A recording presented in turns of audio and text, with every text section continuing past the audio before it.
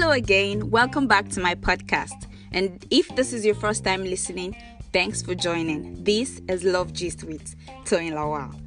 Today I'll be talking about the commonly confusing question. You know, that question you've asked somebody and you don't just know your way around it. And somebody has asked you too. How do people go from being crazy in love to not talking again?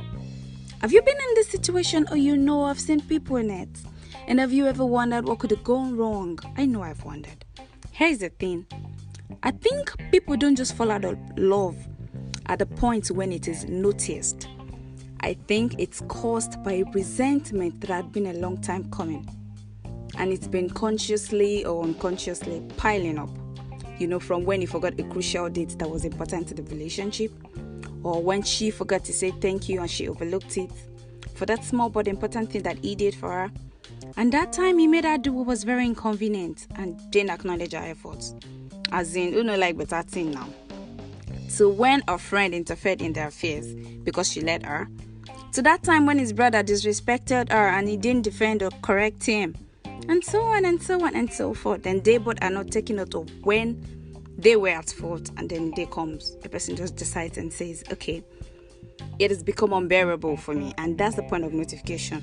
That's when you hear people say, I think I'm falling out of love with him, or I think I'm falling out of love with her.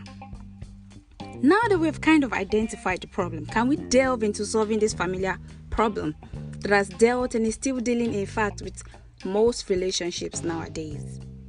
First off, if you're the partner feeling out of love, to get help is to first realize that there's a problem, because once there's realization, that's one step closer to finding a solution actually.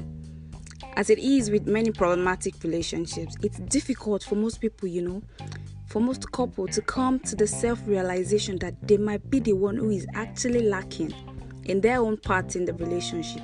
As per can't we not see your own yashna. Pardon my French, please.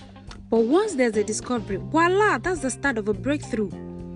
So as the partner who wishes for things to get better, I want you to remember your proposed commitment to this relationship in the beginning.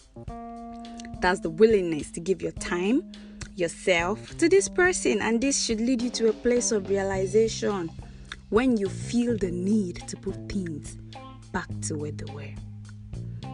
Remember that communication is key, so talk about everything. Talk about every incident as they happen, so they don't pile up and turn into a bag of resentment towards one another.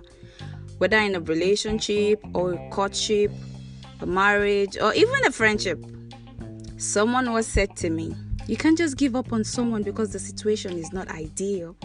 Great relationships aren't great because they have no problems.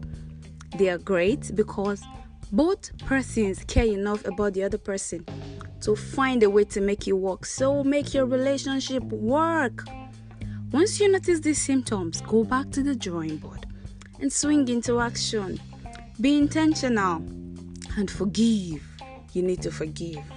Learn to let things go, especially when your partner has apologized for them. Go down memory lane and cultivate the habit of fixing things, because you need to fix them. You need things to get better. Fix things between each other and you'll see the drastic change in that relationship. This is where I'm going to drop the curtain on today's episode. Thank you for coming to my TED Talk. Catch ya on the next episode. Until then, stay safe, guys, and stay at home. This is Love Gist with Toyin Lawal.